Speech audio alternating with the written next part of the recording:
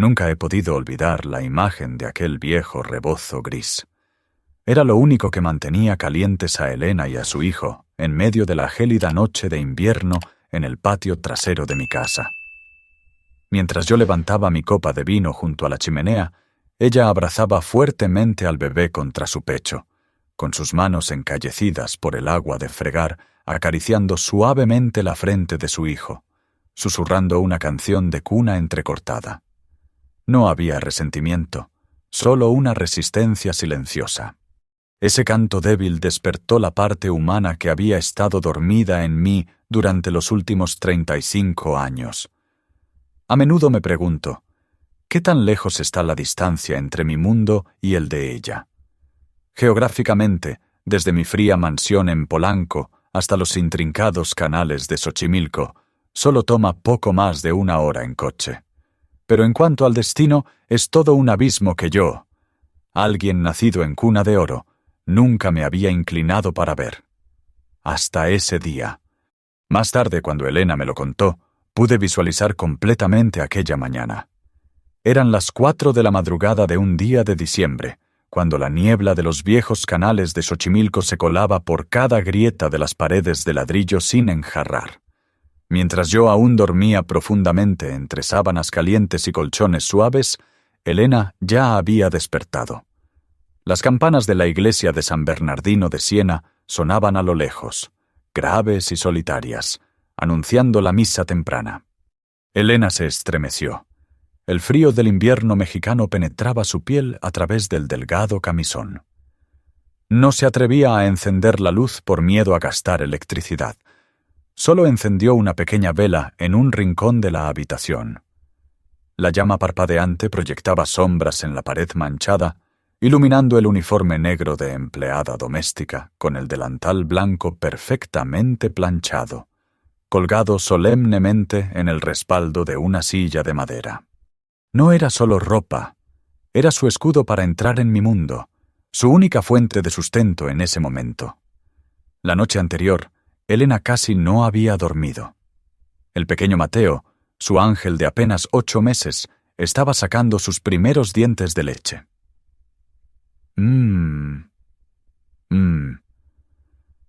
El suave gemido de su hijo trajo a Elena de vuelta a la realidad. Se apresuró a tocar la frente del niño. Caliente. Un calor abrasador y seco se transmitió a la mano callosa de la madre. Las mejillas del niño estaban rojas y su respiración pesada exhalaba un fino vapor en el aire frío. Elena buscó frenéticamente el termómetro y luego rebuscó en el botiquín familiar. Solo quedaba medio frasco de jarabe para la fiebre. Vertió un poco de medicina en una cuchara, tratando de persuadir suavemente a su hijo para que la tomara. Pero Mateo lloraba y apartaba la mano de su madre. El llanto del niño rasgaba el silencio de la madrugada y también destrozaba el corazón de la joven madre. En ese momento, su teléfono vibró. Era un mensaje de la vecina, la mujer que solía cuidar a Mateo. «Hija, lo siento mucho. Tengo una gripe muy fuerte. No puedo ir a cuidar a Mateo. Me da miedo contagiarlo». El mundo bajo los pies de Elena se derrumbó. Se sentó aturdida al borde de la cama, abrazando fuerte a su hijo febril, con la mirada fija en el viejo teléfono. En su cabeza en ese momento solo había un cálculo cruel. Un día de su salario equivalía al dinero de las medicinas, los pañales y la comida de toda la semana.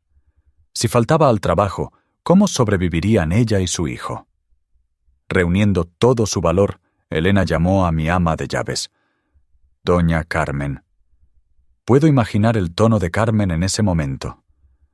No ruidoso, no a gritos, sino esa voz fría y altanera de alguien acostumbrado a tener el poder de vida o muerte en sus manos. ¿Aló? La voz de Carmen sonaba somnolienta y molesta. «Doña Carmen». «Soy Elena». Su voz temblaba, y no solo por el frío. «Mi hijo tiene fiebre muy alta, y la niñera me ha cancelado de repente. ¿Podría permitirme faltar hoy?» «¿Faltar?». Carmen la interrumpió, con una voz afilada como una navaja. «Elena, ¿sabes qué día es hoy? Es la fiesta de las posadas del joven Santiago. La casa estará llena de invitados. ¿Quién crees que lavará esa montaña de copas de cristal? ¿Quién limpiará el vestíbulo principal? Pero señora, Mateo. No me interesa tu vida privada. Las reglas son las reglas. Siseó Carmen a través del teléfono. Si a las 7 de la mañana no estás en la puerta trasera, no vuelvas nunca más. La mansión Armendáriz no mantiene a gente perezosa. El pitido largo e interminable sonó. Carmen había colgado. Elena soltó el teléfono. Las lágrimas estaban a punto de brotar, pero se las tragó. Abrió su monedero. Vacío. Solo quedaban unos pocos pesos sueltos, insuficientes para comprar una lata de leche nueva. No tenía opción. La pobreza no permite a la gente ser débil, ni tampoco les permite descansar. Se levantó. Se lavó la cara con agua helada para despabilarse. Se puso el uniforme blanco y negro, atando fuerte los lazos del delantal como si atara su propia determinación. Luego tomó el rebozo. El chal tejido a mano tradicional que su madre le había dejado. Un chal de color gris ceniza, viejo pero grueso y cálido. Elena envolvió a Mateo cuidadosamente dentro del rebozo, presionando el pequeño cuerpo hirviente de fiebre contra su propio pecho. El calor de madre era la única medicina que podía darle a su hijo en ese momento. Antes de irse, se paró frente al pequeño altar en la esquina de la habitación. Allí había una estatua de la Virgen de Guadalupe de cerámica tosca, junto a una flor de cempasúchil ya un poco marchita. Elena hizo la señal de la cruz, tocando ligeramente su frente, sus labios y su pecho. Madre mía, por favor protege a mi hijo. Permíteme conservar este trabajo, solo para poder comprarle medicina. Por favor, que nadie descubra la presencia de este pequeño ángel. La oración susurrada se disolvió en la niebla matutina. Elena apagó la vela y salió a la oscuridad de Xochimilco. Solo se oía el agua golpeando las trajineras y sus pasos apresurados sobre la piedra. Caminó hacia el autobús, pequeña y temblorosa contra el viento, abrazando a su mundo contra el pecho. No sabía que llevar a su hijo al trabajo ese día cambiaría nuestras vidas para siempre. En su mente solo había una palabra: sobrevivir. En Polanco, la mansión Armendáriz despertó con una magnificencia sin alma. Coronas de pino importado colgaban en las ventanas, oliendo a resina ajena, mientras el mármol del vestíbulo reflejaba pura soledad. Yo, el dueño, me anudaba la corbata frente al espejo, ciego a la tragedia que ocurría bajo mi propio techo. Elena entró por la pesada puerta de servicio, deslizándose como una sombra temerosa. Las bisagras oxidadas le sonaron a trueno. Caminó de puntillas hacia la cocina, conteniendo la respiración. Bajo el rebozo, el calor febril de Mateo le quemaba el pecho, siendo a la vez su motor y su mayor miedo. ¡Alto ahí! La voz de doña Carmen la congeló. El ama de llaves apareció impecable y severa, observándola con ojos de halcón. ¿Qué es ese bulto?, preguntó, clavando la mirada en ella. Elena, sin poder mentir, descubrió el rostro enrojecido de Mateo. «¡Dios mío!», exclamó Carmen con repulsión. «¿Has perdido la cabeza, Elena? ¿Traer un niño enfermo a la mansión en plena fiesta de Navidad? ¿Crees que esto es un orfanato?» «Doña Carmen, por favor», suplicó Elena con la voz quebrada. «Tiene mucha fiebre. No podía dejarlo solo. Prometo esconderlo bien». Carmen se acercó, su fuerte perfume de lavanda opacando el olor a bebé. Sabía que faltaba personal y cómo doblegar la voluntad ajena sin violencia. «Escucha bien», susurró con frialdad. «No te pago de niñera, pero necesito quien limpie el desastre. Te puedes quedar, pero el niño se va al cobertizo del patio. Está prohibido que entre a la casa principal. Y si el joven Santiago o un invitado oyen un solo llanto, te vas a la calle sin un peso. Trabajaré el doble, gracias, señora». Elena asintió frenéticamente, llorando. «No des las gracias. desaparece de mi vista. Elena corrió apresuradamente al patio trasero. La llovizna de diciembre comenzó a caer, gotas frías como agujas pinchando su rostro. Empujó la puerta del cobertizo. El olor a humedad, a madera podrida y a polvo le golpeó la nariz. El espacio estaba oscuro y frío, no muy diferente a una cueva, pero sin buey ni mula para dar calor. Solo una soledad desoladora. Con manos temblorosas, Elena bajó unas mantas viejas de un estante, las sacudió para quitarles el polvo y las apiló sobre un sillón cojo, creando un pequeño nido. Colocó a Mateo allí. El niño, exhausto por la fiebre, solo gimió un poco y volvió a caer en un sueño profundo. Elena se quitó el rebozo y envolvió una capa más a su hijo, tratando de sellar bien los bordes de las mantas para que el viento que se colaba por las rendijas de la puerta de madera no tocara esa piel tierna. Se arrodilló sobre el frío suelo de baldosas de barro, besando la frente de su hijo. Sus labios sintieron el calor abrasador del niño y sintió como si alguien estrujara su corazón. «Duerme bien, mi ángel», susurró con la voz ahogada en la garganta. «Mamá está aquí cerca. No llores. Por favor, no llores». Se levantó, alisó los pliegues de su falda, se ajustó el delantal blanco inmaculado, símbolo de su condición de sirvienta. Se secó las lágrimas, respiró hondo para recuperar una expresión de calma resignada. Elena cerró la puerta del cobertizo, dejando atrás a una parte de su propia carne y sangre en la oscuridad y el frío, y corrió bajo la lluvia hacia la cocina. La montaña de platos de cristal la esperaba, fría e indiferente como la propia mansión. Así fue como comenzó el día de Navidad bajo mi techo. Una madre teniendo que negar la presencia de su hijo a cambio de supervivencia, mientras yo seguía ocupado ajustando mis gemelos de oro, sin saber que mi propio niño Jesús yacía acurrucado en un cobertizo húmedo justo allá afuera. El gran reloj de péndulo en el vestíbulo marcó las 8 de la noche. La mansión Armendáriz brillaba como un faro en medio de Polanco, pero para mí se parecía más a una gigantesca jaula de cristal que a un hogar. La fiesta de las posadas, la tradicional procesión navideña, estaba en curso, pero no quedaba nada de su atmósfera sagrada aquí. La enorme sala de estar estaba abarrotada de costosos trajes italianos y brillantes vestidos de noche. El olor a perfumes Chanel y Dior se mezclaba intensamente, opacando el suave aroma de las ramas de pino fresco que tanto me gustaba. Me paré apoyado en la chimenea de mármol, girando suavemente una copa de vino tinto Cabernet Sauvignon cosecha 1998, pero sin beber.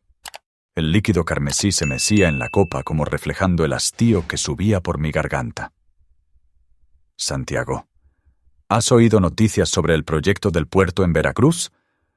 Las acciones están subiendo hasta el techo. Don Roberto, un socio bancario con una gran barriga y una sonrisa permanente, me dio una palmada en el hombro. «Fantástico, Roberto», respondí, tratando de forzar una sonrisa social, ese tipo de sonrisa que había practicado frente al espejo miles de veces. «Pero esta noche es la víspera santa. ¿No deberíamos dejar que los números molesten a la Virgen?» Él soltó una carcajada, una risa aguda y tan falsa que lastimaba los oídos. «Ay, Santiago, sigues siendo tan romántico como tu padre en su tiempo.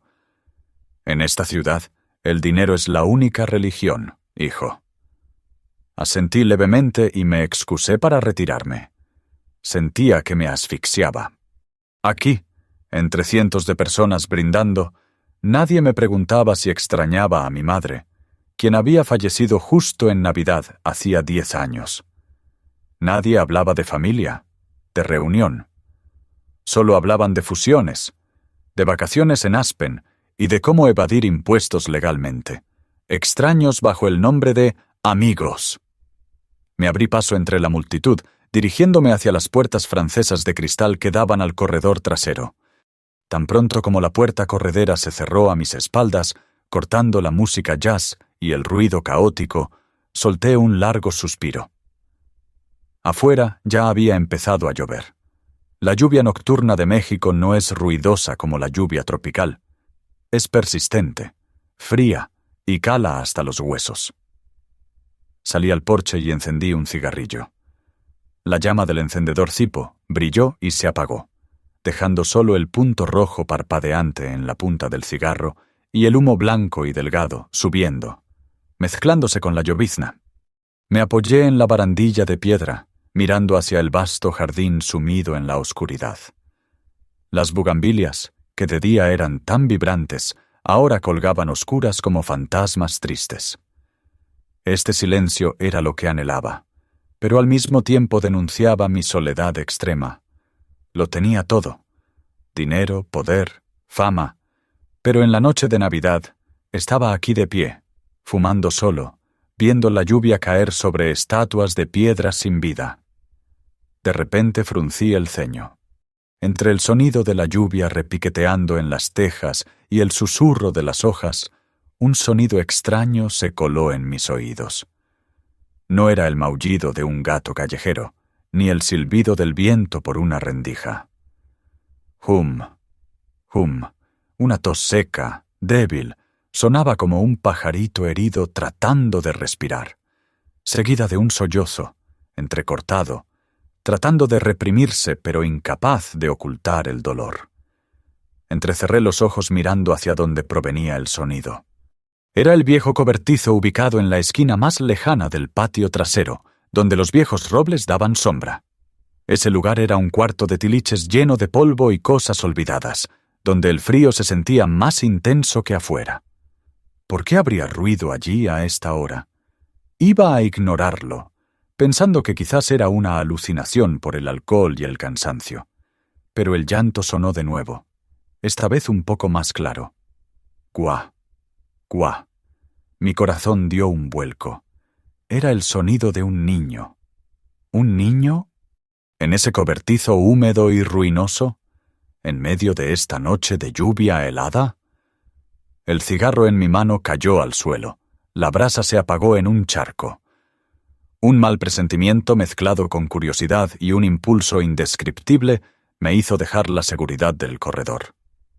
Bajé los escalones, dejando que la lluvia comenzara a mojar los hombros de mi costoso traje, dirigiéndome directamente hacia la oscuridad en la esquina del jardín.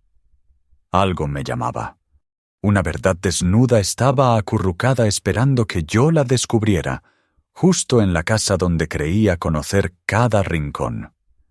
El agua de lluvia comenzó a traspasar mi camisa de seda, helada. Mis zapatos de cuero italiano hechos a mano, acostumbrados solo a caminar sobre alfombras de terciopelo, ahora se hundían en el barro fangoso del patio trasero. Pero no me importó. Todos mis sentidos en ese momento se concentraban en la puerta de roble podrido frente a mí. El llanto adentro ya no era una alucinación. Era real. Un llanto ahogado, entrecortado, mezclado con el sonido de la lluvia golpeando el techo de lámina oxidada. Puse mi mano en el pestillo helado y empujé con fuerza. La puerta gimió secamente y se abrió de golpe, revelando una escena que probablemente, hasta el día de mi muerte, nunca podré olvidar. A la luz tenue que entraba desde una farola lejana, vi a Elena. Todavía llevaba el uniforme de sirvienta blanco y negro, pero el delantal inmaculado de la mañana ahora estaba manchado de polvo y telarañas. Estaba arrodillada sobre el suelo de baldosas rotas, con una mano abrazando fuertemente un pequeño bulto envuelto en el rebozo gris, y con la otra sostenía un trapo viejo, secando frenéticamente el agua de un charco que se extendía por el suelo. El techo del cobertizo tenía goteras, y el agua goteaba justo al lado de donde ella yacía. Al oír abrirse la puerta, Elena se sobresaltó como un animalito acorralado. Se giró bruscamente, con los ojos abiertos de par en par, llenos de pánico.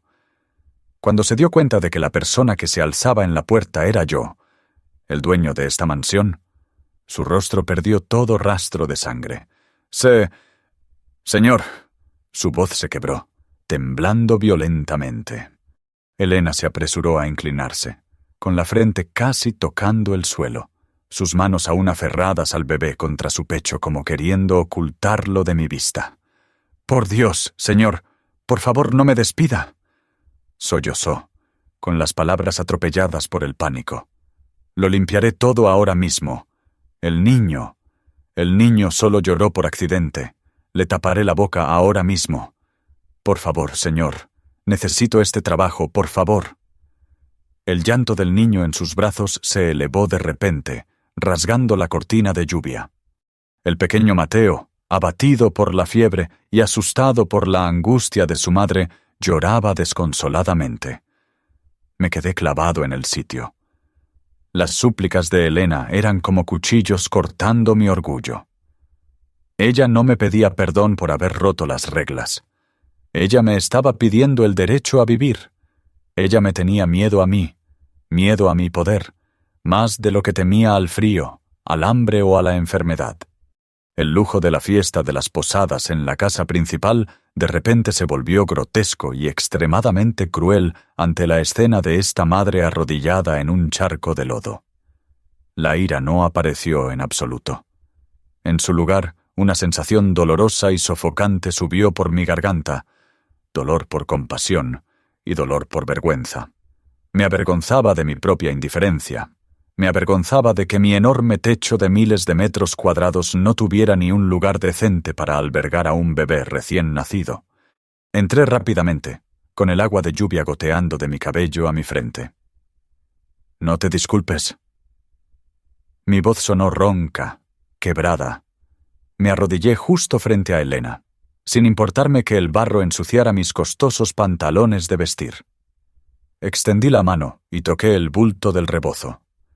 El calor abrasador que emanaba del pequeño cuerpo de Mateo se transmitió a mi mano, caliente como brasas. El niño tenía una fiebre muy alta.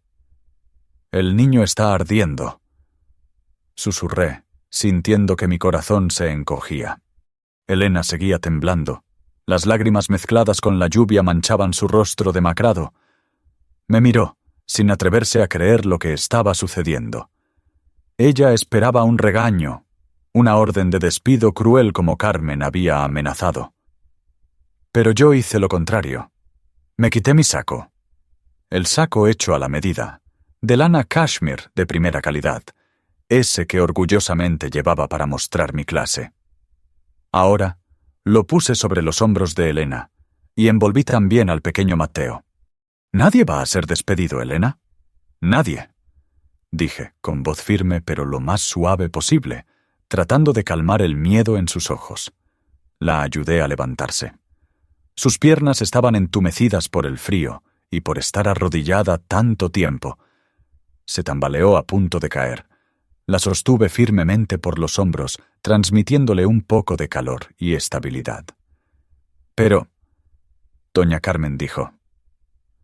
Balbuceó Elena, con los ojos aún mirando hacia la mansión iluminada con temor. «Olvida lo que ella dijo». La interrumpí, mirándola directamente a los ojos, comprometiéndome con una promesa de honor. «En esta casa, la vida es más importante que las reglas». Miré alrededor del cobertizo miserable y con goteras, sintiendo un escalofrío recorrer mi espalda. ¿Cómo pueden los seres humanos tratarse así unos a otros? «Lleva al niño a la casa principal», ordené, no permitiendo ninguna vacilación más. Inmediatamente. Me giré, protegiendo a madre e hijo del viento y la lluvia, guiándolos fuera de la oscuridad hacia la luz cálida de la chimenea, donde deberían haber estado desde hacía mucho tiempo. La lluvia seguía cayendo a cántaros, pero dentro de mí, una llama de despertar acababa de encenderse. Por primera vez en 35 años, la sala principal de la mansión Armendáriz tenía verdaderamente gente. No maniquíes vistiendo ropa de marca, sino seres humanos de carne y hueso, con dolor, polvo y una vida que temblaba. Senté a Elena en el sofá tapizado de terciopelo crema importado de Italia. El barro de sus viejos zapatos y las manchas de agua de lluvia del dobladillo de su falda negra sucia se marcaron en la tela costosa. Si hubiera sido ayer, probablemente habría fruncido el ceño. Pero ahora, esa mancha era para mí la única señal de verdad en esta habitación llena de falsedad. La chimenea de mármol ardía intensamente. El calor se extendía, disipando el frío calahuesos de la lluvia de diciembre. El pequeño Mateo había sido sacado del rebozo empapado y ahora estaba envuelto en una manta de lana de oveja seca. El doctor Castillo, el médico privado de mi familia, quien había dejado apresuradamente su propia cena de Navidad para venir aquí, estaba presionando el estetoscopio contra el pecho del niño. Los gemidos de Mateo se habían calmado un poco gracias al calor, pero su respiración seguía siendo sibilante y pesada. Elena estaba sentada a su lado, con las manos entrelazadas tan fuerte que estaban blancas, sin apartar la vista de su hijo ni un segundo. Estaba encogida, tratando de hacerse pequeña para no tocar los exquisitos adornos de alrededor, como si temiera que su pobreza ensuciara el lujo del lugar. La puerta de la sala se abrió. Entró doña Carmen. Se había cambiado a otro vestido, seco y pulcro, pero su rostro estaba frío como un bloque de hielo. Miró la mancha de barro en el sofá, y luego miró a Elena con una mirada afilada llena de desprecio. No podía aceptar que el orden que ella había construido con tanto esfuerzo fuera trastornado por una sirvienta y su hijo bastardo. «Señor Santiago», habló Carmen, con una voz que contenía un reproche implícito. «Entiendo su bondad, pero las reglas de la casa Armendáriz, desde los tiempos del antiguo patrón, han sido muy claras. Ni niños, ni extraños en la casa principal, especialmente en ocasiones formales». El doctor Castillo frunció el ceño, a punto de volverse para decir algo. Pero yo levanté la mano. Me giré hacia Carmen. No grité. La ira ruidosa es solo para los débiles. Usé la autoridad silenciosa que mi padre me había dejado. Esa autoridad que durante tanto tiempo había sido perezoso para usar. Doña Carmen. Mi voz resonó, no alta, pero pesada como 1000 kilos, cortando sus palabras. En esta casa, desde este momento, la regla suprema es la vida. Un niño con 40 grados de fiebre es más importante que todas esas alfombras o regulaciones sin vida. Carmen se quedó atónita. Nunca me había visto defender a un empleado con tanta firmeza. Pero nada. La miré directamente a los ojos, una mirada que no permitía resistencia. Vaya a la cocina. Traiga aquí un tazón de caldo de pollo caliente. De ese caldo de pollo que mi madre solía cocinar, con muchas verduras y limón. Ahora mismo. Carmen apretó los labios, con las manos cerradas en puños a los costados, pero sabía que había perdido. Inclinó la cabeza, una reverencia forzada llena de resignación, y se dio la vuelta para salir de la habitación. El sonido de sus tacones golpeando el piso de madera sonaba lleno de resentimiento. El doctor Castillo se quitó el estetoscopio y se volvió hacia nosotros, con el rostro más aliviado. Bronquitis aguda por el frío, sumada a la fiebre por la dentición, dijo, mientras garabateaba una receta. Afortunadamente se le dio calor a tiempo. Si hubiera estado bajo la lluvia 1 hora más, sus pulmones podrían haber corrido un peligro real. Le pondré una inyección para bajar la fiebre y recetaré antibióticos. Elena soltó un suspiro. Sus hombros cayeron como si se hubiera quitado un peso de 1000 kilos. Se apresuró a hacer la señal de la cruz, susurrando palabras de agradecimiento a la Virgen. Cuando el doctor Castillo guardó sus cosas, saqué mi billetera. El hábito de un rico. Usar dinero para resolver problemas y expresar gratitud. Gracias, doctor. Aquí tiene. Espere, señor. Una mano delgada y áspera detuvo la mía. Era Elena. Se puso de pie, con las piernas aún temblorosas pero con la espalda recta. Me miró a mí y luego al doctor Castillo. En esos profundos ojos marrones ya no veía el pánico de una madre temerosa de perder su trabajo. Vi otro fuego. El fuego de un amor propio herido, pero que ardía con orgullo. Por favor, No pague por mi hijo, dijo Elena, con voz suave pero clara en cada palabra. Usted nos dio refugio de la lluvia, nos prestó al médico, le agradezco este favor. Pero los gastos médicos son mi responsabilidad. Me sorprendí. Elena, sabes bien que no tienes suficiente dinero. No seas obstinada ahora. No soy obstinada, señor. Estoy conservando lo único que tengo. Me miró directamente a los ojos, con una mirada tan firme que me hizo retroceder un paso mentalmente. Trabajo para vivir, para criar a mi hijo. Soy pobre, pero no soy una mendiga. No pido limosna. Respiró hondo, y su voz se volvió más firme. Por favor, descuente todos los gastos del médico y las medicinas de mi sueldo de este mes. Si no es suficiente, descuéntelo del próximo mes. Trabajaré para pagar la deuda. Por favor, respéteme. La habitación quedó en silencio. Solo quedaba el crepitar del fuego en la chimenea. Miré a la pequeña mujer con el uniforme de sirvienta manchado de barro frente a mí. No tenía nada en sus manos. Ni dinero, ni poder. Ni siquiera un abrigo caliente. Pero en ese momento la vi 1000 veces más rica que yo. Ella poseía algo que mi dinero no podía comprar. Dignidad. El doctor Castillo sonrió, cerró mi billetera y la empujó hacia mí. Joven Santiago, haga lo que ella dice. Esa es la mejor medicina para ella en este momento. Miré a Elena y asentí lentamente. Un respeto nuevo y extraño se coló en mi corazón. Está bien, respondí, bajando la voz. Anotaré la deuda en la nómina, pero el tazón de caldo de pollo que van a traer es mi disculpa por la negligencia de esta familia. No tiene permiso para rechazarlo. Elena apretó los labios y luego asintió levemente. Por primera vez en la noche, una sonrisa débil, cansada pero sincera, apareció en sus labios. Gracias. Santiago. Ya no me llamó señor. Y yo ya no la miraba como una sirvienta. Entre el olor a antiséptico y a leña quemada, la brecha de clases entre nosotros acababa de borrarse un poco, dando paso a la humanidad. La luz del sol matutino atravesó las pesadas cortinas de terciopelo, proyectando manchas de luz sobre la alfombra persa. La tormenta de la noche anterior se había disipado, dejando el cielo de la Ciudad de México de un azul límpido, frío pero lleno de esperanza. Bajé a la sala, tratando de no hacer ruido. La escena ante mis ojos me hizo detenerme. Elena dormía apoyada en el borde del sofá, con la cabeza sobre el reposabrazos, una postura nada cómoda, pero su rostro irradiaba una paz inusual.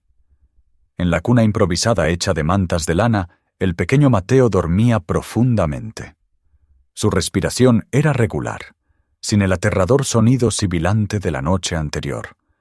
Iba a darme la vuelta para dejarla dormir un poco más, pero mi mirada chocó con un objeto extraño sobre la mesa de centro de cristal, justo al lado de los frascos de medicina para la fiebre.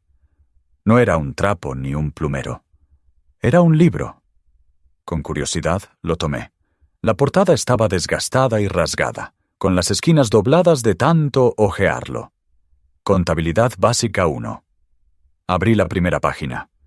Letras escritas a mano apretujadas en los márgenes, fórmulas de balance contable, notas sobre debe haber, subrayadas con bolígrafo rojo. Había manchas circulares, probablemente marcas de la base de una taza de café, o manchas de leche de Mateo que gotearon en esas noches en que ella estudiaba mientras sostenía a su hijo. Un sentimiento de admiración se coló en mí. Esta mujer, que de día limpiaba durante 12 horas en mi mansión para ganar cada peso suelto, de noche luchaba con estos números secos para encontrar una salida a la pobreza. No se resignaba a su destino. Estaba cavando un túnel a través del muro de clases, con sus propias manos callosas. Señor. Una voz somnolienta y llena de pánico sonó a mis espaldas. Elena se había despertado.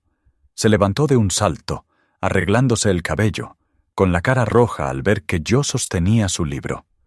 Perdone, señor, me quedé dormida. Llevaré a Mateo al cobertizo ahora mismo. Balbuceó, tratando de alcanzar el libro como si quisiera ocultar un secreto vergonzoso. ¿Cómo está el niño?, pregunté, cerrando el libro pero sin devolvérselo aún.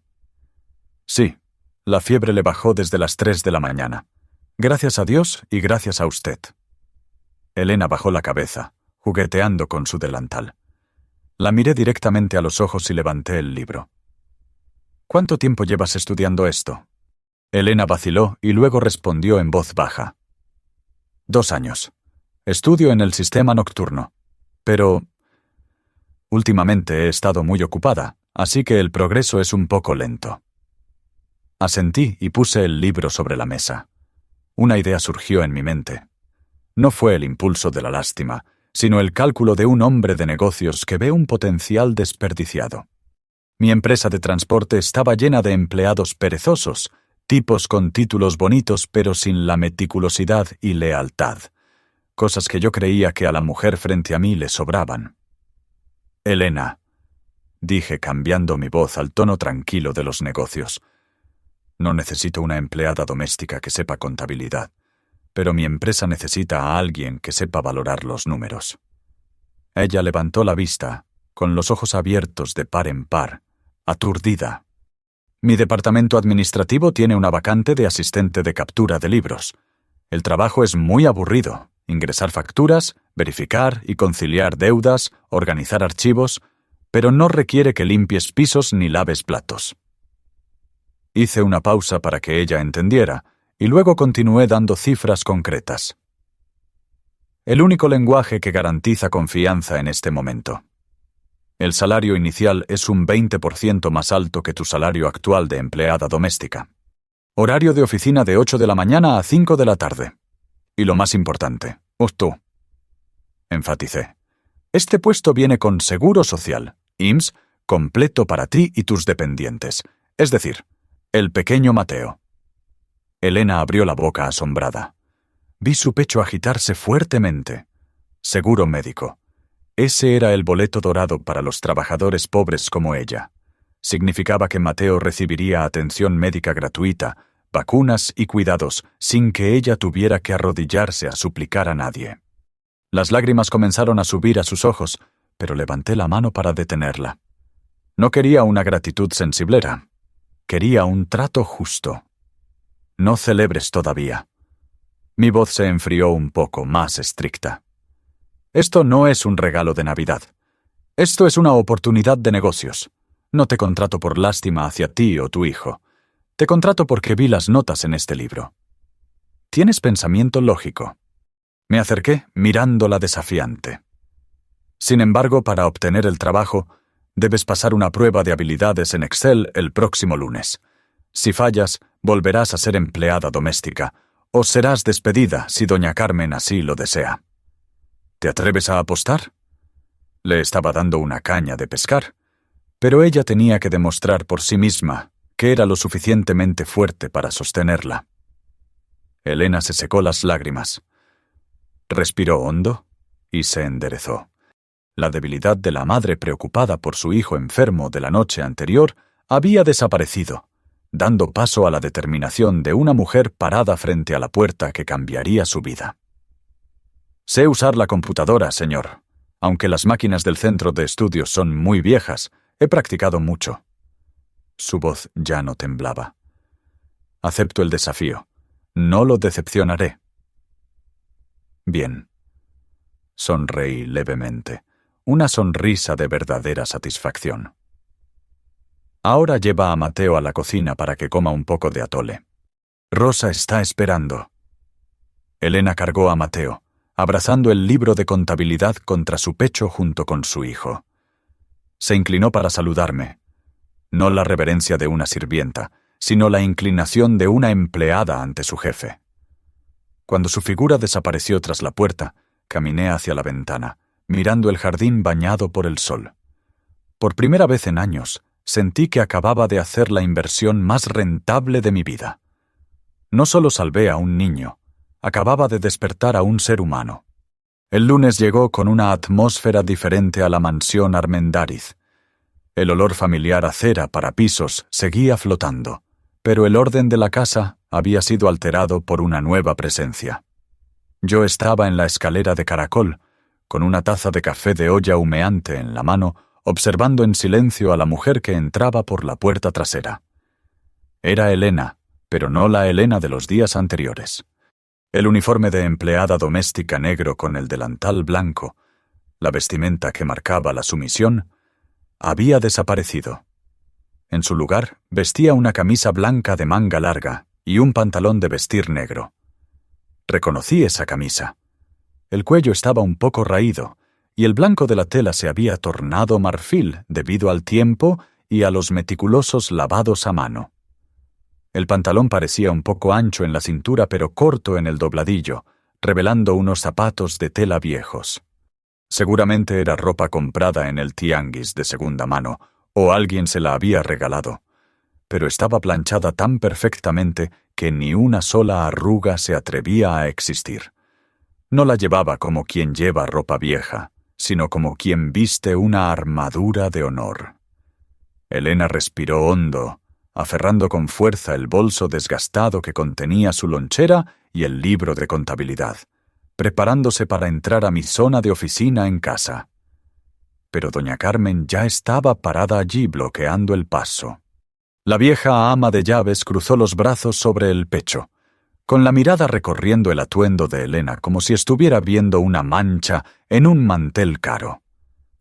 ¿Crees que esa camisa te convertirá en una señorita, Elena?, susurró Carmen, con una voz llena de dulce veneno. Puedes engañar al señorito con tu apariencia lastimera, pero no me engañas a mí. El olor a jabón de trastes todavía está impregnado en tus manos. Elena se detuvo. Sus hombros se tensaron. Vi sus dedos apretar la correa del bolso hasta que se pusieron blancos. Estuve a punto de bajar, a punto de usar mi autoridad para extinguir la crueldad de Carmen una vez más. Pero me detuve. Quería ver qué haría Elena.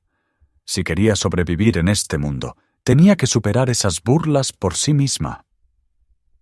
Elena levantó la cabeza. No replicó, ni bajó la cabeza para disculparse como siempre. Miró directamente a Carmen, con una mirada extrañamente tranquila. Tiene razón, doña Carmen. Mis manos todavía huelen a jabón de trastes. Pero hoy, estas manos se usarán para teclear y ganar dinero para comprar leche para mi hijo. Para mí, eso es suficiente. Dicho esto, se deslizó pasando junto a Carmen, caminando directamente hacia el despacho. Carmen se quedó allí parada, furiosa porque su flecha venenosa había sido disparada al vacío. Sonreí y regresé silenciosamente a mi oficina antes de que llegara Elena. Cuando Elena se sentó en el pequeño escritorio colocado en la esquina de la habitación, donde yo había dispuesto una vieja computadora, vi que su confianza de hace un momento se desvanecía fugazmente. Frente a ella estaban el ratón y el teclado. Cosas extrañas como monstruos tecnológicos. Puso su mano sobre el ratón.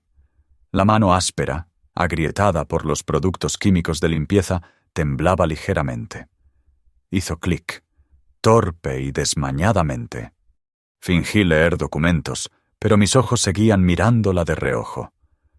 Bajo los grandes ojos marrones de Elena había dos ojeras profundas que el maquillaje barato no podía ocultar. Esos ojos estaban inyectados en sangre por la falta de sueño. Podía imaginar la escena de la noche anterior en la miserable habitación alquilada en Xochimilco.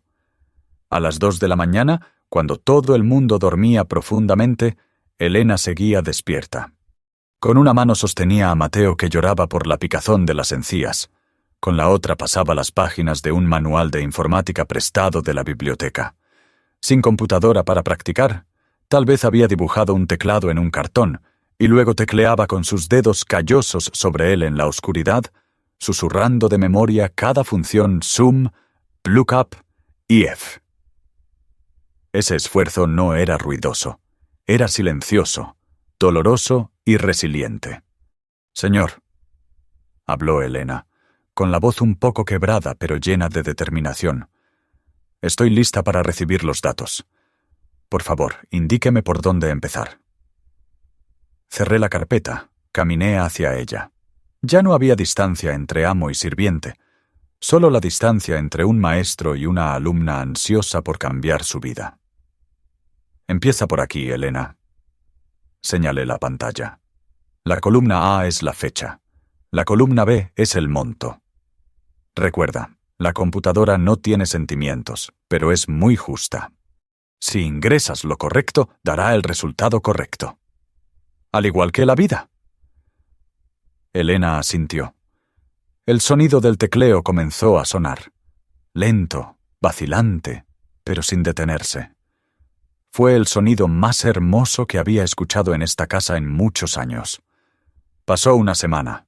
La presencia de Elena en la oficina ya no era extraña, pero seguía siendo una nota discordante en la sinfonía monótona de esta casa. Esta noche, el reloj de pared marcaba las 9. La llovizna volvía a tejerse fuera de la ventana de cristal, convirtiendo la Ciudad de México en manchas de luz borrosas. Me froté las sienes doloridas, soltando la pluma sobre la pila de expedientes de fusión de la empresa de transporte. El silencio de la gran mansión a veces era tan pesado que podía escuchar la sangre latir en mis oídos. Creía que era el único despierto, pero un suave clic-clac desde la esquina de la habitación me recordó lo contrario. Elena seguía ahí. Estaba sentada encogida en la silla de oficina demasiado grande para su figura esbelta.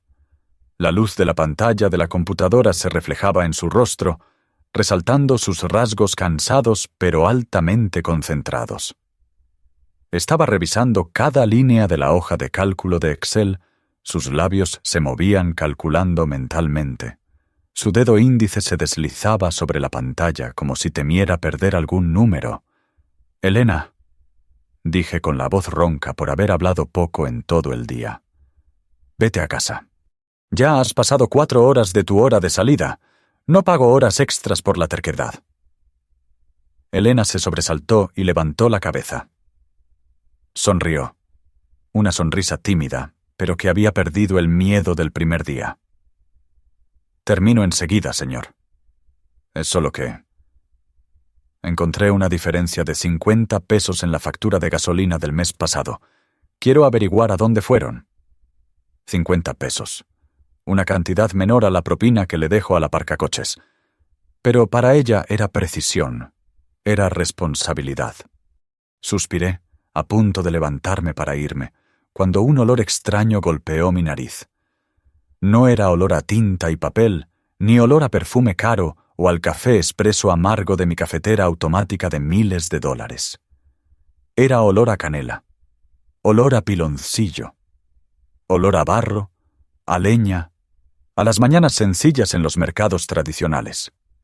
Olor a café de olla. Elena vio que yo olfateaba y tímidamente sacó de su bolso un viejo termo, con la pintura exterior desconchada. Sirvió el líquido marrón oscuro y humeante en la tapa de plástico roja del termo.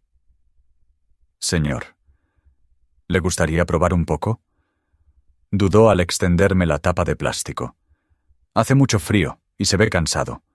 Este es café que preparé yo misma esta mañana, con la receta de mi abuela». Debería haberlo rechazado.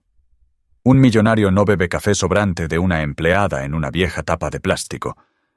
Pero mis manos se adelantaron para recibirlo antes de que la razón pudiera hablar. El calor de la tapa de plástico se transmitió a la palma de mi mano helada. Tomé un sorbo. El dulce sabor intenso del piloncillo se derritió en la punta de la lengua, mezclándose con el picante cálido de la rama de canela y un ligero aroma a naranja. No era refinado como el café italiano. Era rústico, fuerte y auténtico. Sabía a familia. «Está delicioso», solté, sinceramente. Los ojos de Elena brillaron. «El secreto es cocinarlo en olla de barro, señor. Y hay que echar la rama de canela justo cuando el agua hierve». Me apoyé en el borde del escritorio, aferrando la taza de café como si fuera un tesoro. La tensión del trabajo se disipó. «¿Cómo está Mateo? ¿Quién lo cuida a estas horas?», pregunté, suavizando la voz. «Mi madre fue a cuidarlo». respondió Elena mientras recogía los papeles. Su voz se volvió suave al mencionar a su hijo. Ya le salió el segundo diente. Se ríe mucho, aunque no tenga muchos juguetes. ¿Por qué te esfuerzas tanto, Elena? Miré sus ojos con ojeras. Podrías hacer el trabajo justo, cobrar tu sueldo e irte temprano con tu hijo. Elena detuvo sus manos. Miró al vacío y luego me miró a mí. En esa mirada no había quejas de pobreza, solo una fe intensa ardiendo silenciosamente. Porque no quiero que Mateo crezca y piense que la pobreza es la única herencia que le dejo. Dijo en voz baja. Quiero que en el futuro, cuando él me mire, se sienta orgulloso no porque me sacrifiqué, sino porque no me rendí. Quiero que entienda que, sin importar el punto de partida, uno tiene derecho a mantener la frente en alto. Su frase fue ligera, pero cayó pesada en mi corazón. Miré a la pequeña mujer con la camisa raída en el hombro. No tenía bienes, pero tenía un sueño claro y más hermoso que cualquier plan de negocios que yo hubiera trazado. Bebí el último sorbo de café. El sabor a canela permaneció en mi garganta, cálido. Por primera vez en años, en medio de esta gran habitación llena de objetos inanimados, ya no sentía frío. Gracias por el café, Elena, dije mirándola profundamente a los ojos. Es lo mejor que he bebido este año. Elena se sonrojó y se apresuró a guardar el termo. No sabía que su sencillez y resiliencia estaban derritiendo poco a poco la capa de hielo que cubría mi corazón. La relación entre nosotros, en esa noche de lluvia con olor a canela, había pasado silenciosamente a una nueva página que ninguno de los dos se atrevía a nombrar. La calidez de aquel café de olla esa noche pareció ser solo una pequeña chispa, rápidamente devorada por la oscuridad que se colaba en cada rincón de la mansión Armendáriz. Comencé a sentir el cambio en el aire, no por la temperatura, sino por las miradas esquivas y el silencio inusual cada vez que pasaba por el área de servicio. Doña Carmen no era tonta. Había gobernado esta casa por más de 30 años, sosteniendo el llavero de todas las habitaciones y los secretos de cada empleado. La aparición de Elena, y peor aún, el respeto que yo le mostraba, había activado la alarma en su cabeza. Carmen no temía que Elena le quitara el trabajo. Temía que Elena le arrebatara la posición de mujer más poderosa en ese pequeño reino que ella misma se había adjudicado. El arma de Carmen no era un cuchillo, sino veneno impregnado en susurros. Los escuchaba vagamente al pasar por la lavandería o al estar en el balcón mirando hacia la cocina. ¿Vieron cómo mira al señorito? Siseaba la voz de Carmen, como una serpiente deslizándose sobre hojas secas. No se dejen engañar por esa cara inocente. El niño. Ese tal Mateo es solo una herramienta. Usa al niño para despertar la lástima de los hombres. Ese tipo de mujer que usa a sus hijos para sacar ventaja es de lo más bajo que hay. Esas mentiras, repetidas con la autoridad de un ama de llaves, penetraron gradualmente en los oídos de los otros empleados. Eran personas sencillas, fáciles de manipular por el miedo al poder de Carmen. Las consecuencias llegaron de inmediato. A la hora del almuerzo, casualmente miré a través del cristal que separaba la casa principal del área de servicio. Normalmente los empleados se reunían alrededor de la larga mesa de madera, riendo y compartiendo comida. Pero hoy, Elena estaba sentada sola en el rincón más alejado de la mesa. Cuando entró a la cocina para calentar su modesta lonchera, las risas se apagaron de golpe.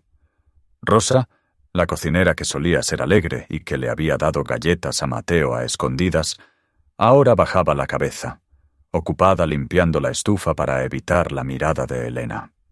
El jardinero Miguel se apresuró a tomar su sombrero y salir en cuanto la vio. Se había levantado un muro invisible pero frío, aislando a Elena por completo. Parecía una isla desierta en medio de un océano de frialdad. Vi caer los hombros de Elena por un segundo. Sus ojos vacilaron fugazmente como si quisiera estallar. Entendía lo que estaba pasando. Sabía quién estaba detrás de esto. Ser malinterpretada como una oportunista, ser insultada en su calidad de madre, era un dolor aún mayor que la pobreza. Pero Elena no lloró. Tampoco corrió a acusarlos conmigo ni a pelear con Carmen. Se tragó las lágrimas, respiró hondo para recuperar la calma. Aún sonrió levemente. Puso su lonchera en la mesa y dijo al espacio de silencio denso: «Buen provecho a todos». Nadie respondió. Solo el sonido seco de los platos chocando. Elena se sentó en silencio. Abrió la lonchera que solo tenía un poco de arroz blanco y frijoles negros. Comió cucharada a cucharada, con la espalda recta. Continuó con su trabajo, completando cada hoja de cálculo con precisión absoluta. Y siguió saludando a Carmen con una reverencia educada cada vez que se cruzaban. Al ver esa escena, apreté los puños, con las uñas clavándose dolorosamente en mis palmas. Quería entrar allí, despedirlos a todos por la crueldad de seguir a la manada. Pero sabía que, si intervenía ahora, el rumor de que Elena está protegida por el patrón se volvería aún más real a sus ojos. Elena estaba luchando su propia batalla con la única arma que tenía, una bondad resiliente. Y yo, observando desde las sombras, solo podía esperar en silencio que esa fuerza fuera suficiente para mantenerla firme hasta que la verdad saliera a la luz. Esta noche es la 9ª noche, y también la última noche de las posadas. Según la tradición, es el momento en que la Virgen María y San José encuentran un lugar donde descansar después de un largo viaje. En la mansión Armendáriz, ese ritual se recreaba de una manera tan perfecta que carecía de alma. Yo estaba en el vestíbulo principal, sosteniendo una larga vela de cera de abeja, liderando la procesión de peregrinos, compuesta por invitados aristocráticos con atuendos espléndidos. El canto sagrado, «En nombre del cielo, os pido posada», resonaba desde gargantas rociadas con perfumes caros. Pero yo escuchaba en ello un vacío. Pedían posada no por humildad, sino porque era el guión de la fiesta. Sostenían velas no para iluminar la fe, sino para presumir los anillos de diamantes que brillaban en sus dedos. La sofocación del olor a velas mezclado con el olor a champán me daba náuseas. Necesitaba aire. Necesitaba vida. Aprovechando que todos entraban al salón principal para romper la piñata en forma de estrella de 7 picos, me separé silenciosamente de la multitud. Mis pies, como si tuvieran conciencia propia, me llevaron escaleras abajo hacia la cocina, el lugar considerado como el bastidor inferior de la mansión. Tan pronto como la pesada puerta de roble se cerró a mis espaldas, el ruido falso de arriba se apagó. En su lugar, mi olfato despertó con un aroma 10.000 veces más seductor que el foie gras. Olor a hojas de plátano al vapor, olor a masa de maíz fragante, y el olor intenso a canela de una olla de ponche de frutas hirviendo a borbotones. Me detuve en el umbral, atónito. En la gran cocina inundada de cálida luz amarilla se estaba celebrando una verdadera fiesta de Navidad. No había candelabros de plata ni copas de cristal, solo platos de cerámica despostillados y risas cristalinas. Rosa, la cocinera robusta, estaba sacando unos tamales oaxaqueños humeantes de la vaporera, mientras reía a carcajadas. Y quien la hacía reír no era otra que Elena. El frío aislamiento de los días anteriores parecía haberse disipado ante el poder de la Nochebuena. Elena estaba sentada en un taburete alto, alimentando con una cuchara un poco del relleno suave del tamal a Mateo. El niño estaba en el regazo de su madre, con las mejillas regordetas manchadas de migajas, sus ojos negros brillando como 2 semillas de longan. «Abre la boca, hijo», arrullaba Elena, con voz clara y alegre, muy diferente a su seriedad en la oficina. «Come este tamal para que crezcas rápido como el tío Miguel». Rosa intervino. «Tiene que crecer más. Tiene que ser guapo como la estrella de cine Pedro Infante, nada menos». Toda la cocina estalló en risas. Un ambiente cálido, sencillo y rebosante de vida que yo, el dueño de esta casa, nunca había probado. De repente Mateo giró la cabeza. El niño vio que yo estaba parado en silencio en la puerta. Los ojos de un niño no distinguen entre ricos y pobres, no saben temer a la autoridad. En su memoria tierna, yo solo era el hombre que lo había cubierto con un abrigo cálido en una noche de lluvia fría. «Pa, pa», balbuceó Mateo, extendiendo sus brazos regordetes hacia mí, pataleando con sus piernitas lleno de emoción. La cocina se quedó en silencio. A Rosa se le cayeron las pinzas de los tamales. Elena se dio la vuelta, con el rostro un poco avergonzado, intentando retener las manos de su hijo. «Señor, lo siento, el niño». Pero yo ya había avanzado, sin ninguna duda. Me acerqué a madre e hijo, me incliné y tomé a Mateo de los brazos de Elena. El niño era ligero, olía a leche y a masa de maíz. Sonrió ampliamente, mostrando 2 dientes de leche blancos, y luego, sin dudarlo, agarró la solapa de mi costoso traje, frotando su mejilla pegajosa de tamal en ella. No me molestó en absoluto. Al contrario, sentí que mi corazón se ablandaba. «Hola, joven», susurré, levantándolo un poco. «Feliz Navidad». Elena me miró hacia arriba. En ese momento, la distancia entre el jefe y la empleada desapareció. Ella tomó un pañuelo, limpió suavemente la mancha de tamal en la mejilla de Mateo y sus dedos tocaron accidentalmente mi mano. Una corriente cálida recorrió mi espalda. Estábamos allí parados. Yo cargando al bebé. Elena a mi lado sonriendo suavemente. Y Rosa mirándonos con ojos de sorpresa mezclada con emoción. Bajo la luz amarilla de la cocina, las sombras de nosotros 3 se alargaban en el suelo de baldosas, fundiéndose para formar una figura sólida, extrañamente perfecta. Esa era la foto familiar que siempre había anhelado en mis sueños más solitarios. Una familia que no necesitaba la misma sangre, solo el mismo latido de amor. Crack. Un pequeño ruido sonó desde la puerta lateral que daba al jardín, como el sonido de una rama seca siendo pisada. Giré la cabeza, aún cargando a Mateo. De pie en la penumbra del pasillo, con la mitad del rostro oculto, estaba doña Carmen. No entró, ni dijo nada. Pero la mirada con la que nos observaba, especialmente a Mateo acurrucado en mis brazos, contenía unos celos y un odio extremos. Ella vio esa imagen familiar. Y para ella no era calidez. Era el derrumbe del imperio de poder que había construido con tanto esfuerzo. A los ojos de Carmen, Elena ya no era un gato callejero que había que echar. Se había convertido en una amenaza real que debía ser destruida. Apreté suavemente a Mateo contra mi pecho, como un instinto de protección que surgía con fuerza. Esta noche de Navidad, Dios me había permitido encontrar la posada de paz de mi vida, pero Él también me advertía que la tormenta más grande aún esperaba por delante. La frágil paz que acababa de encontrar en la cocina la noche anterior se hizo añicos a la mañana siguiente, rápida y afilada como una copa de cristal cayendo sobre suelo de piedra. Cuando bajé al vestíbulo principal, una escena caótica golpeó mis ojos. Todo el personal, desde el jardinero, la cocinera Rosa hasta las camareras, estaban parados en fila, con la cabeza gacha, el aire denso de miedo y humillación. Frente a ellos estaba doña Carmen.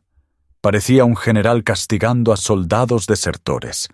En la mesa de centro de cristal, la caja de terciopelo rojo que contenía la reliquia más sagrada de mi madre, el rosario de oro puro, estaba abierta de par en par. Y estaba vacía. «¡Hay un ladrón en esta casa!», siseó Carmen, su voz resonando por todo el vestíbulo, golpeando las frías paredes. El rosario que la difunta señora valoraba más que su vida ha desaparecido. Esta mañana limpié el altar y ya no estaba allí. Al ver mi aparición, Carmen cambió inmediatamente a una expresión de sufrimiento extremo. señor Santiago. Por favor, perdone mi negligencia. Se lo advertí. Cuando abrimos la puerta a personas de origen desconocido, también abrimos la puerta a la codicia. Su mirada se desvió hacia el final de la fila, donde estaba Elena. Estaba parada aparte, con las manos apretando las correas de su bolso de tela gastada, el único patrimonio que traía consigo cada día. «¿Qué quiere hacer, Carmen?», pregunté, tratando de mantener la voz calmada aunque mi pecho comenzaba a calentarse. «Revisar los bolsos», declaró Carmen fríamente. «Para exculpar a los honestos, estamos obligados a encontrar al ladrón. Si nadie confiesa, yo misma revisaré». Nadie se atrevió a protestar. Uno a uno dieron un paso al frente, abriendo sus bolsos para que Carmen hurgara. No había nada más que objetos personales baratos. Llegó el turno de Elena. Ella dio un paso al frente, con paso lento pero sin ninguna vacilación. Puso su viejo bolso sobre la brillante mesa de cristal.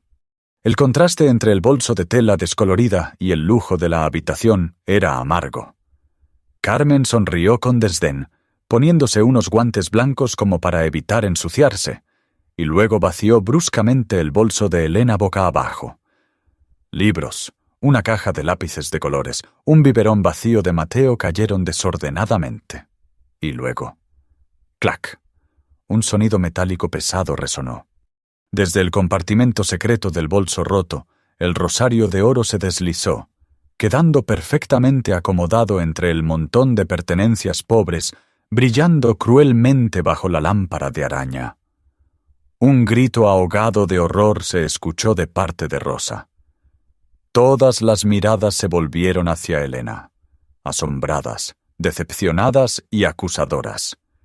«¡Lo sabía!», gritó Carmen triunfante señalando a la cara de Elena. «Muerdes la mano que te da de comer.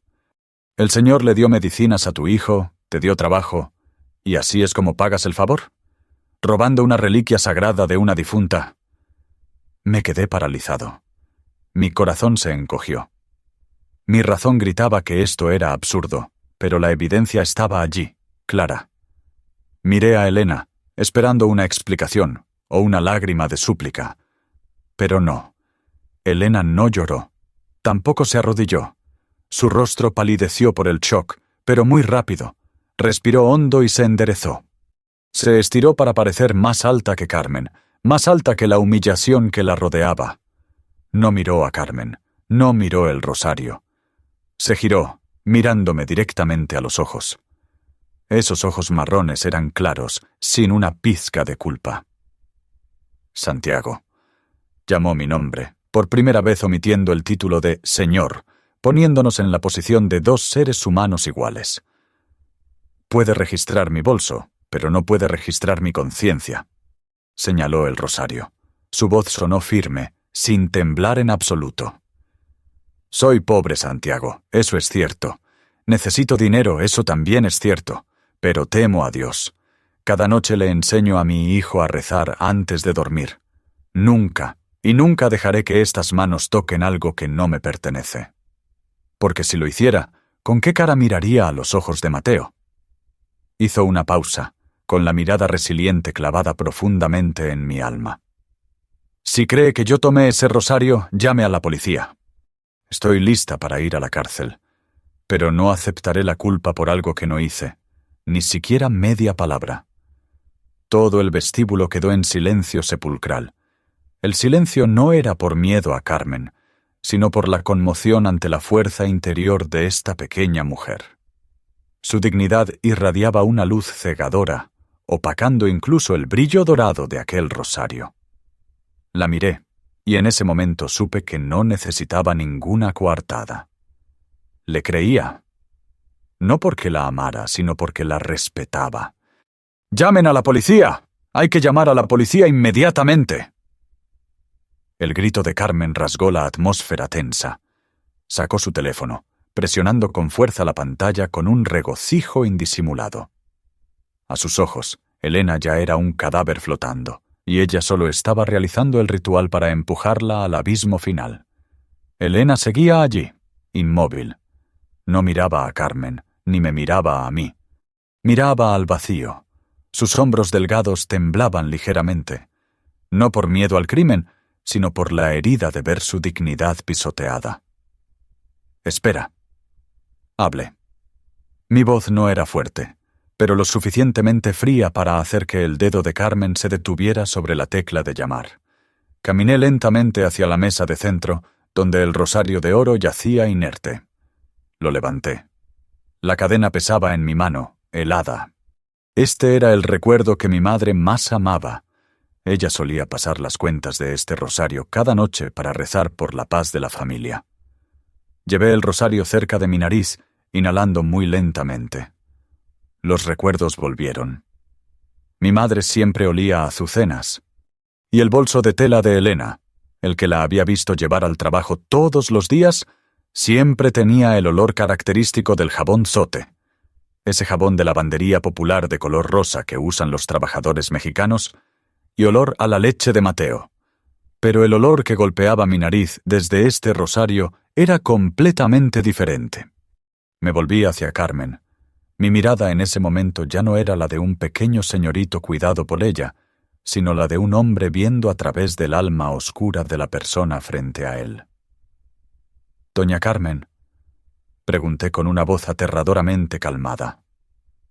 «¿Dice que este rosario fue robado desde la mañana y estuvo en el bolso de Elena todo el día?» «Sí, así es, señor». Carmen se sintió un poco intimidada por mi actitud, pero trató de mantenerse firme. «Busqué por todas partes y no lo encontré. Resulta que estaba en el bolso de esta ladrona». «Qué extraño».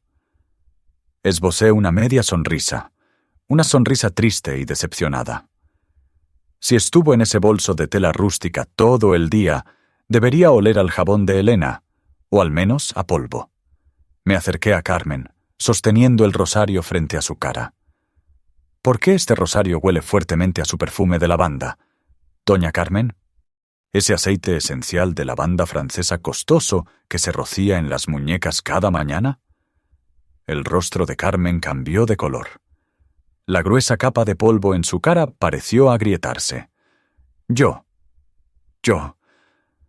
balbuceó, con los ojos moviéndose de un lado a otro.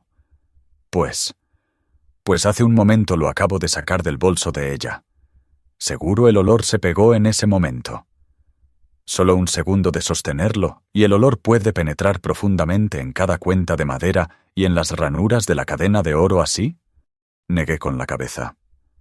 No, doña Carmen. Este olor solo puede impregnarse tan fuerte si alguien lo sostuvo en su mano durante mucho tiempo, apretándolo en la palma sudorosa por el nerviosismo, antes de dejarlo caer en el bolso de otra persona. Un silencio mortal envolvió la habitación. Carmen retrocedió un paso. Su confianza se derrumbó. Pero el golpe decisivo no vino de mí. Vino de las personas invisibles en esta casa. Desde detrás de la fila de personas que agachaban la cabeza, un brazo tímido se levantó. Era Rosa, la cocinera robusta, quien siempre temía la autoridad de Carmen, ahora miraba a Elena. Vio la resistencia en los ojos de la joven madre.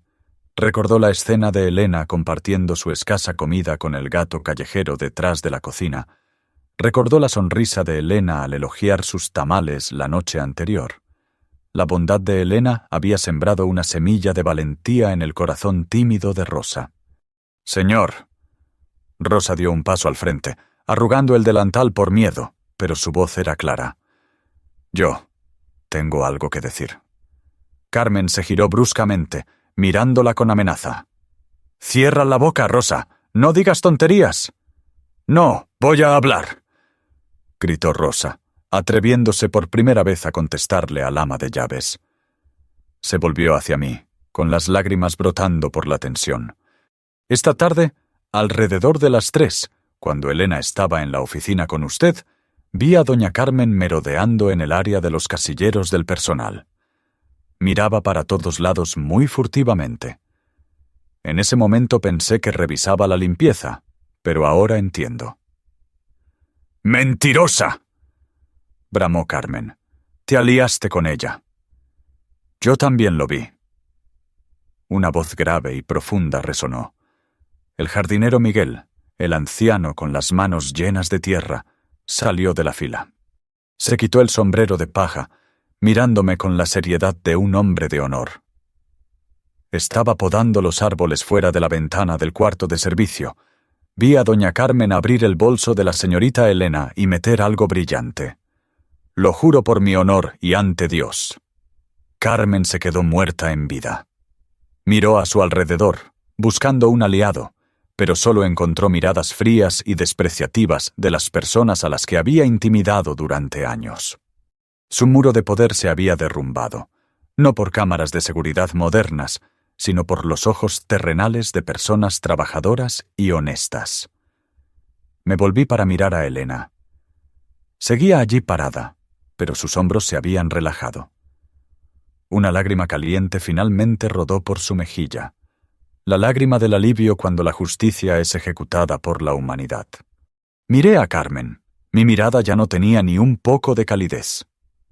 ¿Tiene algo más que decir o quiere que llame a la policía para que revisen las huellas dactilares en este rosario? No hubo sirenas ruidosas de patrullas ni esposas frías. La mansión Armendáriz no resolvía el dolor con humillación pública, sino con un silencio lleno de peso.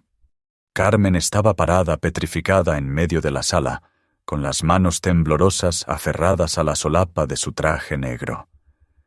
El uniforme de ama de llaves que alguna vez usó como una capa de poder. Ahora se veía holgado y patético en su cuerpo anciano que se encogía por el miedo. Guardé el rosario en el bolsillo de mi saco, cerca del corazón. Miré a Carmen, no con la ira de un dueño traicionado, sino con la tristeza de un sobrino viendo caer a un familiar. Doña Carmen. Mi voz bajó, resonando en el espacio silencioso. Usted estuvo conmigo cuando mi madre falleció. Usted me peinó cuando era niño. Por esos recuerdos no llamaré a la policía. No quiero que termine su vida tras las rejas. Carmen levantó la vista. Un rayo de esperanza brilló en sus ojos. Pero la interrumpí, apagando esa ilusión de inmediato. La confianza es como un papel liso. Una vez que se arruga nunca vuelve a quedar plano. Usted no solo robó a una difunta, sino que intentó deliberadamente destruir la vida de una madre honesta. Esta casa ya no tiene lugar para esa maldad. Me di la vuelta, señalando el fin del diálogo. La liquidación por sus 30 años de servicio será transferida en su totalidad a su cuenta mañana por la mañana. Empaque sus cosas. Quiero que se vaya de aquí antes de la medianoche. 10 de la noche. La pesada puerta de hierro de la mansión se abrió. Carmen arrastró su vieja maleta de piel hacia afuera. Nadie salió a despedirla. Rosa, Miguel y los otros empleados estaban detrás del cristal de la ventana, mirando en silencio. Nadie se regocijaba. Nadie se burlaba. Solo sentían una tristeza vaga por una vida que eligió el camino equivocado para existir. Estaban tristes porque Carmen había elegido el miedo y la envidia en lugar del amor. Empezó a llover de nuevo. Las gotas de lluvia de la noche invernal golpeaban frías la cara de la anciana. El sonido de las ruedas de la maleta rechinando sobre el empedrado cloc. Cloc. Sonaba seco y desoladoramente solitario. Carmen se detuvo un momento. Giró la cabeza para mirar la mansión que brillaba con cálidas luces amarillas a sus espaldas. Ese había sido su reino durante 3 décadas. Ahora seguía allí, cálido y espléndido, pero le había cerrado la puerta. Se dio cuenta de que tenía dinero de la liquidación, tenía libertad, pero lo había perdido todo, sin familia, sin respeto y sin un lugar al cual llamar hogar. Su figura tambaleante se hizo pequeña y desapareció tras la cortina de llovizna borrosa de la solitaria calle de Polanco. Dentro de la casa, Elena abrazó fuerte a Mateo, susurrando una oración por quien acababa de irse. El silencio reinaba, pero esta vez era el silencio de la paz, del aire fresco después de que la tormenta tóxica se había disipado. La noche del 24 de diciembre, la Nochebuena, había llegado. Por primera vez en 10 años desde que mamá murió, la mansión Armendáriz ya no olía a soledad marinada en perfume caro. En su lugar estaba llena del verdadero aroma de la vida. Olor a bacalao a la vizcaína, olor a romeritos y olor a pan dulce caliente. Hice algo que sorprendería a todo el barrio de Polanco si lo supieran. Cancelé la fiesta social con la élite. En su lugar, le pedí a Rosa que pusiera la mesa en el comedor principal, donde la larga mesa de caoba brillante normalmente solo era para invitados aristocráticos. «Señor, ¿quiere que nos sentemos aquí?» Miguel estaba incómodo, jugueteando con su viejo sombrero de paja, sin atreverse a pisar la alfombra persa. «Así es, Miguel. Esta noche no hay amos ni sirvientes. Solo familia». Sonreí, sacando la silla tapizada de terciopelo para invitarlo a sentarse. La cena transcurrió con incomodidad al principio, pero se disipó rápidamente cuando Mateo, el protagonista de la fiesta, golpeó la mesa riendo a carcajadas pidiendo comida. Elena se sentó a mi derecha. Esta noche llevaba un sencillo vestido de lana color vino, con el cabello recogido pulcramente. Bajo la luz parpadeante de las velas se veía radiante y extrañamente en paz. Después del postre, saqué los regalos que había preparado. Para Mateo, no compré juguetes electrónicos caros y sin alma. Puse en su mano un caballo de madera tallado a mano, rústico y suave. A Mateo le encantó. Abrazó el caballo contra su pecho, balbuceando sonidos ininteligibles. Luego me volví hacia Elena. Le entregué una caja plana, envuelta sencillamente. Elena la abrió. Era una computadora portátil de última generación, delgada y potente. Se quedó paralizada. Sus manos temblaron intentando devolverla. «Santiago, esto es demasiado caro. No puedo». «No lo veas como un regalo, Elena». Detuve suavemente su mano, con mirada firme. «Míralo como un arma. Te vi copiando ejercicios en papel, te vi entrecerrando los ojos frente a la vieja pantalla de la oficina.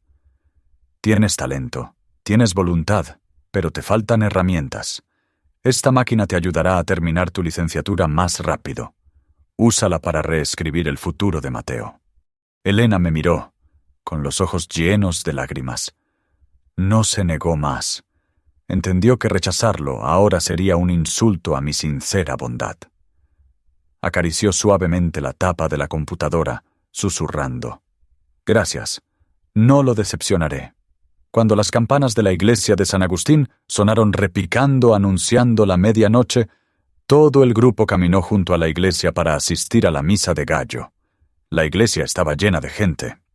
El olor a incienso, copal, se extendía, mezclándose con miles de velas encendidas.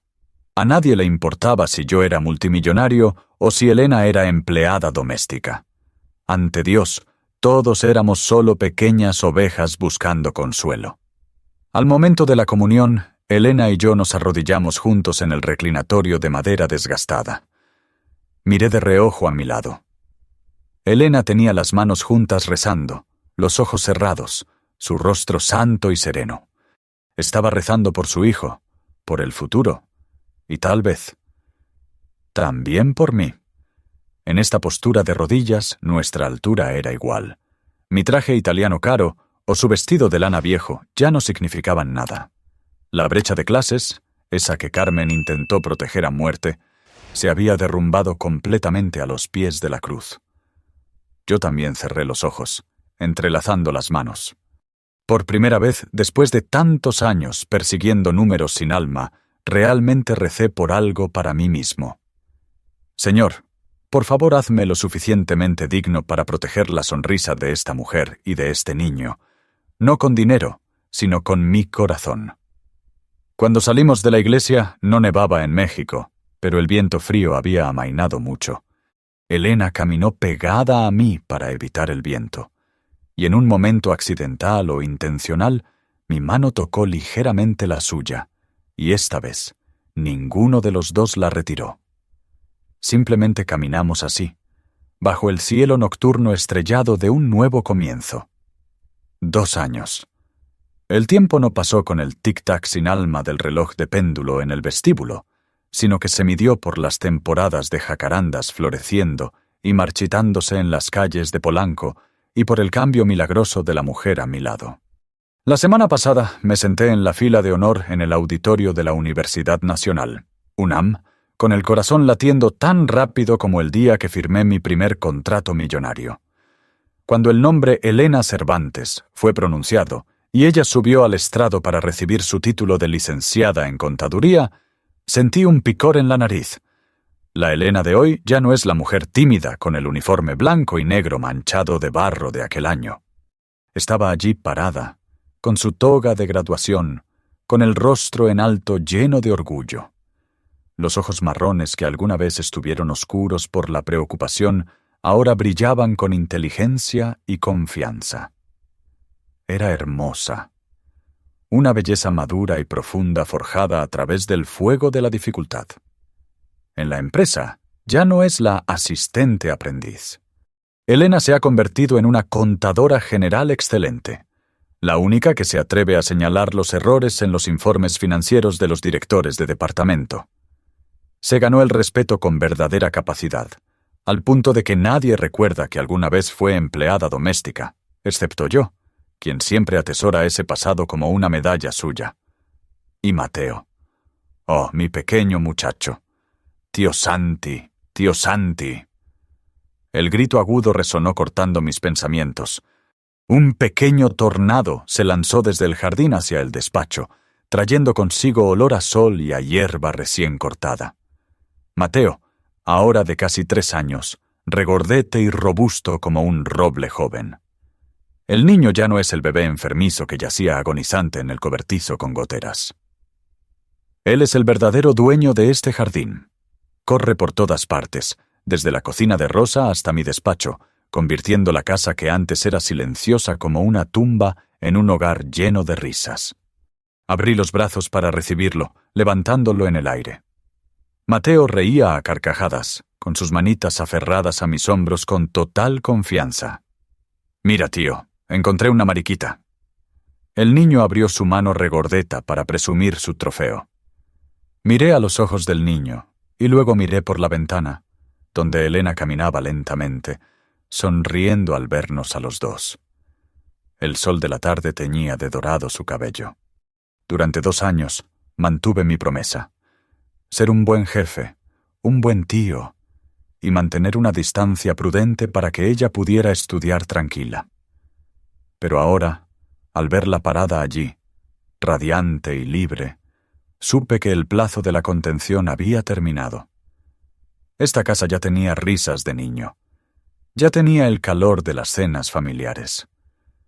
La última pieza para que se convirtiera en una familia completa. Solo faltaba una palabra dicha desde mi corazón. Y sabía que no podía esperar ni una temporada de jacarandas más. Esa tarde de domingo, el sol dorado derramaba miel sobre el jardín de Polanco, tiñendo de carmesí los racimos de bugambilias que florecían brillantemente en la pérgola. Ya no había lluvia helada como hace 2 años, no había barro ni miedo. Solo quedaba el canto de los pájaros en el follaje y el aroma sutil de la hierba recién cortada. Elena y yo estábamos sentados frente a frente en la mesa de hierro forjado bajo el viejo roble. En la mesa no había vino caro, solo 2 tazas de cerámica de café de olla, humeando con olor a canela y piloncillo, el aroma que se había convertido en el alma de esta casa. Observé en silencio a la mujer frente a mí. Elena leía una revista de economía, ocasionalmente apartando un mechón de cabello que el viento soplaba. Los últimos 2 años la habían pulido hasta convertirla en una joya brillante. Seguía siendo sencilla, pero emanaba la actitud segura de una mujer intelectual, dueña de su vida. Ya no necesitaba que yo la salvara. Se había puesto de pie sobre sus propios pies, y eso mismo me aterraba. Temía que volara lejos. «Elena», llamé suavemente, dejando la taza de café. Ella levantó la vista. Sus cálidos ojos marrones me miraron, y las comisuras de sus labios se curvaron en una leve sonrisa. «¿Qué pasa, Santiago? ¿Quieres preguntar sobre el informe trimestral otra vez? Hoy es domingo». «No», negué con la cabeza, extendiendo mi mano sobre la mesa, vacilando un poco y luego tomando su mano. Esa mano ya no estaba áspera y agrietada como el día que se arrodilló a limpiar el piso del cobertizo, pero conservaba la calidez y la fuerza que me daban paz. «Quiero hablar de otro contrato. Un contrato sin fecha de vencimiento». Elena se mostró un poco confundida. Sus mejillas se sonrojaron bajo el sol de la tarde, pero no retiró la mano. Respiré hondo, reuniendo todo mi valor. Un valor mayor que cuando me enfrentaba a la junta directiva. Hace 2 años, en esa noche de tormenta, creí que era yo quien hacía un favor al abrirles la puerta a ti y a tu hijo. Pero me equivoqué, Elena. Fuiste tú quien me salvó a mí. Trajiste luz a esta casa fría. Trajiste calor a mi corazón árido. Me enseñaste que una buena cena no está en la cubertería de plata, sino en la risa de quienes se sientan alrededor de ella. Apreté suavemente su mano. Mi voz bajó, sincera y ferviente. Elena, te has graduado. Ya eres una excelente contadora. Puedes volar alto, volar lejos a donde quieras. Pero, por favor, quédate. Permíteme cuidar de ustedes dos, no como un jefe que paga un sueldo a una empleada, ni como un filántropo.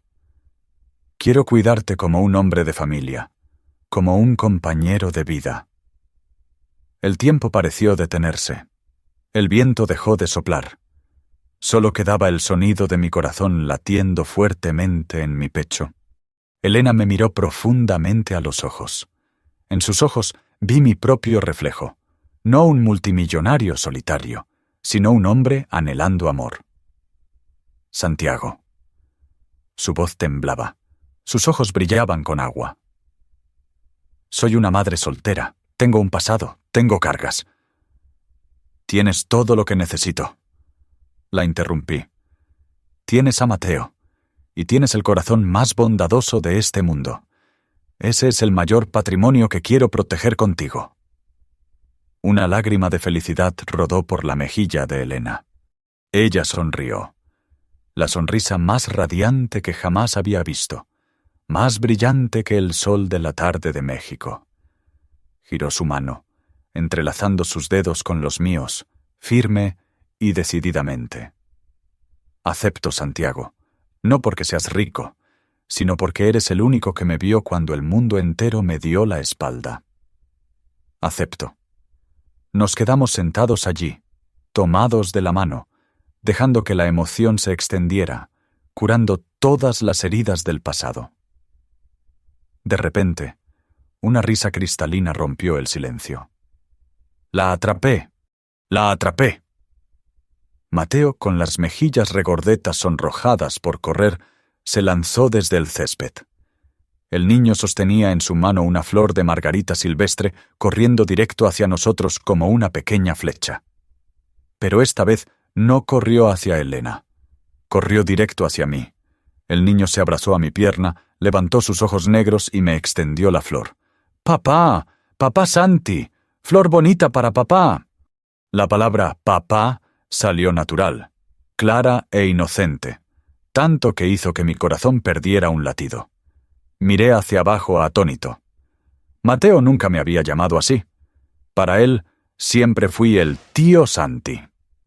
Miré a Elena. Ella también estaba sorprendida. Luego se echó a reír y asintió animándome. Me incliné. Levanté a Mateo en alto, abrazándolo fuerte contra mi pecho. El olor a sol, a hierba y a leche de niño llenó mi olfato. Este era mi hijo. Por amor, no por sangre. «Gracias, hijo», susurré, besando el cabello suave del niño. «A papá le encanta». Mateo se rió entre dientes, rodeó mi cuello con sus brazos y luego extendió la mano para acercar a Elena. Los tres nos abrazamos formando un círculo cerrado, sólido bajo el viejo roble. El sol de la tarde se desvaneció gradualmente, dando paso al crepúsculo púrpura que caía sobre la ciudad. La mansión Armendáriz se alzaba detrás, pero ya no era una fortaleza fría. Las ventanas comenzaron a iluminarse. Una luz amarilla cálida y suave que emanaba desde el interior, anunciando que una cena estaba esperando. Allí ya no había distinción de clases, ya no había un pasado doloroso. Solo quedaba amor, bondad y una nueva familia recién renacida de las cenizas de los prejuicios. Ese no es el final de un cuento de hadas, es el comienzo de una vida real, donde personas valientes se atreven a creer que, solo con suficiente amor, todo invierno frío pasará. El atardecer cae sobre la plaza de San Jacinto, tiñendo de oro los viejos adoquines. En el aire flota el olor a canela de una taza de café de olla, y una guitarra lejana entona suavemente Sabor a mí. Observo en silencio a Elena sonriendo, con mirada tierna siguiendo a Mateo que persigue a las palomas junto a la fuente. Su mano descansa en la mía. Ya no tiembla por el frío de aquel año. Solo queda el calor de una paz absoluta. Apretando suavemente su mano, me doy cuenta de que he encontrado el tesoro más grande no en la bóveda de un banco, sino justo en este momento de quietud. La verdadera riqueza no se mide por el poder o la fama, sino por la capacidad de inclinarse para levantar otra vida. Cuando damos dignidad y respeto, lo que recibimos no es solo gratitud, sino un hogar para que habite el corazón.